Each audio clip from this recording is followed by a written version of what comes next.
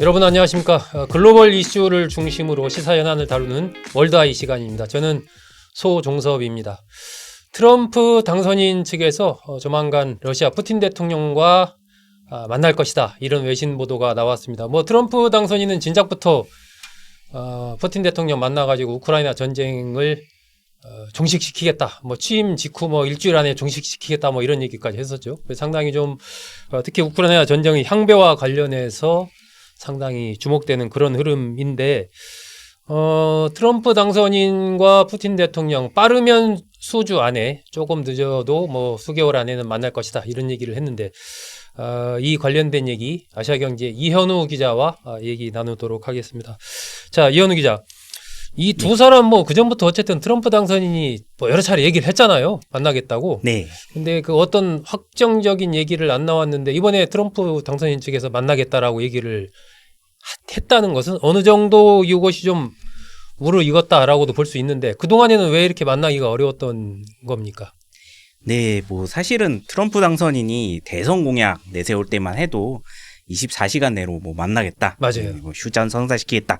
이렇게까지 호언장담도 했었는데. 큰 소리 쳤죠. 예. 근데 이제 다른 부분보다 러시아 측에서 그동안 이제 바이든 행정부를 좀 의식을 해서 아직 정권 교체가 이루어지지 않았는데 이제 너무 빠르게 트럼프 당선인과 만나서 만약에 외교적인 약속을 하거나 그런 경우에 오히려 바이든 행정부에서 트럼프 행정부로 교체되기 전에 러시아에 상당히 불리한 조항들을 더 만들 수 있다. 어쨌든 현직 대통령은 바이든이니까. 그렇죠.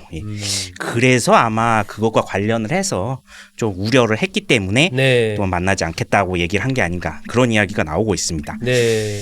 실제로 바이든 행정부가 지금 권력 교체기 직전에 그 우크라이나에 무기 지원을 좀 더한 측면도 있고, 그리고 이제 우크라이나에 지원을 했던 에이테크임스 미사일이라고 이제 사거리 300km짜리 이거에 이제 사거리 제한을 풀어줬습니다. 그래서 지금 러시아 본토까지도 그렇습니다. 그래서 아마 이런 부분이 있었기 때문에 아마도 이제 트럼프 당선인이 완전히 대통령이 되기 전에 만나기는 좀 부담스럽지 않았느냐. 그 전부터 미리 막 만나고 이랬을 경우에 바이든 대통령 입장에서는 그렇다면은 휴전협상 끝내기 전에 빨리 더 러시아 쪽 공격하라고 더 많은 지원을 할 가능성 등 여러 가지를 보고 푸틴 대통령도 좀 이른바 속도 조절을 했을 가능성이 있다라는 얘기네요. 그렇죠. 아무래도 현직과 또 미래 권력이라고는 하지만 아직 그 트럼프 당선인이 취임한 건 아니니까요. 자, 그렇다면 트럼프, 푸틴 두 사람이 만났을 때 트럼프 대통령이 이제 취임하고 난 이유가 되겠죠. 그랬을 때 아무래도 이제 핵심적인 의제라는 게 우크라이나 전쟁, 러시아 우크라이나 전쟁 휴전 문제가 결국은 핵심적인 테마가 될 텐데, 그것이 어떻게 될 것인지, 그리고 또 그것 외에 또 다른 어떤 두 사람이 만났을 때의 핵심적인 의제로는 어떤 게 떠오를 수 있는지, 그런 측면에서는 어떻게 봐야 될까요?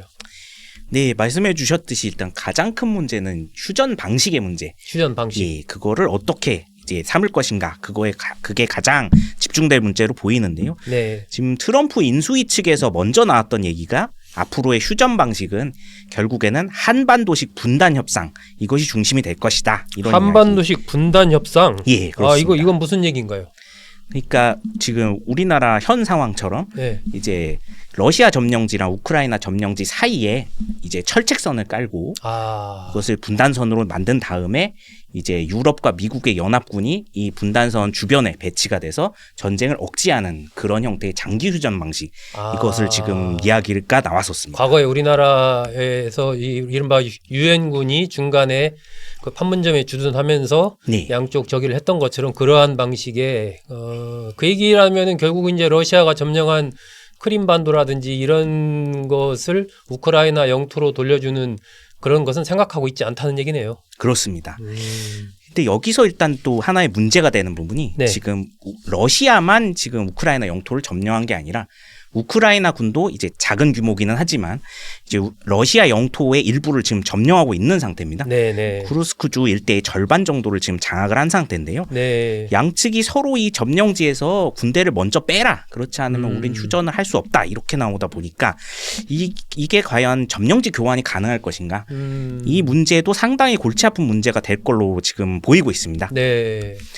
그게 참 과거에 우리나라 같은 경우도 보면 사실상 이 휴전 협상이 시작되고 나서 그 휴전 협상이 시작되기 전에 사망한 숫자보다도 휴전 협상이 시작되고 나서부터 종전될 때까지 네. 휴전될 때까지 사망한 군인들이 훨씬 많았거든요. 네, 그렇습니다. 마찬가지로 이게 러시아 우크라이나도 사실은 어떻게 되느냐에 따라서 전쟁이 단기적으로 더 치열해질 수도 있는 것이고, 그죠? 네. 이게 상당히 민감한 여러 가지가 있을 것 같아요. 그리고 또 한반도 지금 우리나라 철책선도 지금 250km 정도로 굉장히 긴 상황인데 네.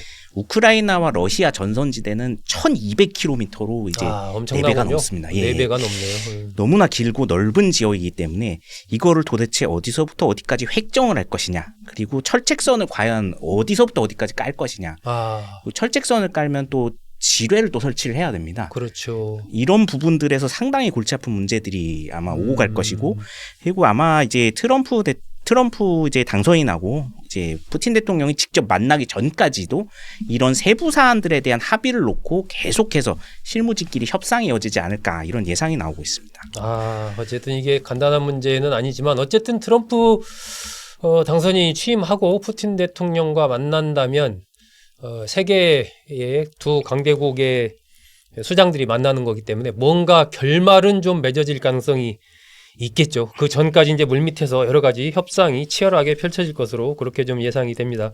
자, 그런 가운데 우크라이나군이 이제 북한군 2명을 생포했다라고 영상을 젤렌스키 대통령이 이렇게 공개를 하고, 그러면서 이 우크라이나군과 북한군을 그 포로 협상을 하자, 뭐 이렇게 러시아 쪽에도 제안도 하고 그랬습니다. 이랬는데, 이런 부분들, 이른바 북한의 변수, 또 추가로 뭐 북한군이 참전한다는 얘기도 있고 한데, 이런 게 좀 러시아 우크라이나 전쟁 이 휴전 문제에 있어서 좀 변수가 될 가능성도 좀 있지 않나요? 네, 지금 북한 파병 문제가 사실은 이 휴전에 생각보다 큰 걸림돌이 될 것이다, 이런 이야기들이 나오고 있는데요. 네. 북한이 이미 상당한 규모의 파병을 했기 때문에 사실 1만 명 이상을 지금 그렇죠. 한 상황에서는 12,000명 뭐 이렇게 얘기 나오죠.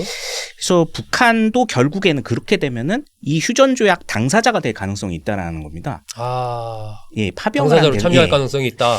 그러면은 아마 이제 러시아와는 또 별개로 북한의 경우에는 미국이나 서방 세계와 또 얽힌 문제들이 있기 때문에 경제적인 지원이나 대북 제재 약화 등을 또 이거를 다른 요구를 할 가능성들이 있어가지고 아마 이제 가뜩이나 좀 휴전 협상이 복잡한데 그 문제들 더 꼬이게 할 수도 있다, 이런 우려가 나오고 있습니다. 또 하나 걱정되는 부분은 이제 러시아랑 북한이 지난 6월에 이제 푸틴 대통령이 방북을 하면서 상호 군사 원조 조약을 지금 체결을 한 상태고 여기에 근거를 해서 지금 북한이 러시아에 파병을 했거든요. 그럼 반대로 이제 동북아시아 지역에서 무슨 변수가 생겼을 때 러시아가 북한에 또 파병을 할 수 있는 근거가 지금 마련이 된 상태입니다. 그렇죠. 예. 그렇게 되면은 앞으로 지금 뭐 다음 전장은 대만이 될 수 있다, 이런 얘기가 지금 계속 나오고 있는데 대만 문제를 둘러싸고 미국하고 중국하고 지금 이제 충돌이 예상이 되는 상황에서 만약에 동북아시아에 무슨 변수가 생겼을 때 러시아가 군사 개입을 하면 이건 또 굉장히 골치 아픈 문제가 되기 때문에 미국이나 다른 서방 세계에서도 이 문제를 또 감안을 한 상태에서 우크라이나 협상을 할 수밖에 없다라는 거죠. 그래서 그런 부분에서 북한이 이제 어떤 변수가 될지, 그리고 이 북한 문제를 염두에 두고서 협상을 해야 되기 때문에 좀 부담이 커지지 않을까, 그런 우려들이 나오고 있습니다.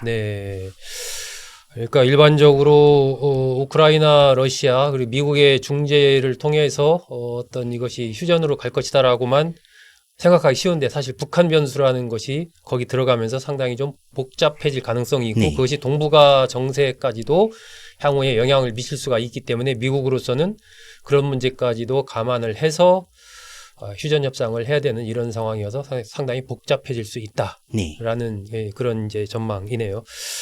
오늘은 이 트럼프 당선인과 러시아 푸틴 대통령의 만남, 이것에서 핵심 의제가 결국은 러시아 우크라이나 전쟁이 될 건데, 이것에 대한 전망과 큰 변수로 동시에 등장한 이 북한 문제를 또 어떻게 봐야 될 것인지 하는 문제로 이현우 기자와 얘기 나눴습니다. 이 기자 수고했습니다. 네, 감사합니다. 잘 들어주셔서 감사합니다.